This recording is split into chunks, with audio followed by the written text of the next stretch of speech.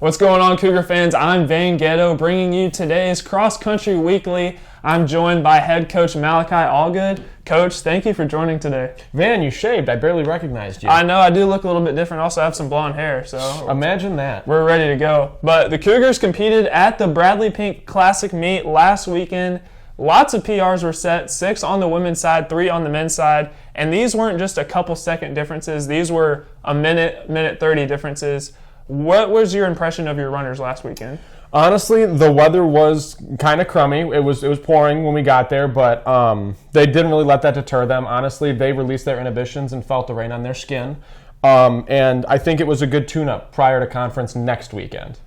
Gotcha. And the Cougars competed at Bradley University. It's a Division I meet. How does preparation kind of differ for this level of competition versus your just everyday regular NAC meet? Well, I wanted them to focus a little bit more on placement than time, Stephen. I really just needed them to think about the strategic aspect of running and a little bit less about the aspect of trying to beat themselves, because at conference, time's not going to matter, place will.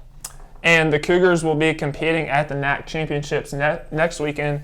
Where is the team's mentality heading into the big weekend? Honestly, Joshua, I think that they're all finally focused in. They're really honing in on the end of October. We've spent a lot of time training, a lot of long hours in practice, running hills, doing all different kinds of things. Really hoping that they can really just focus in and be there for each other when we go into the big one.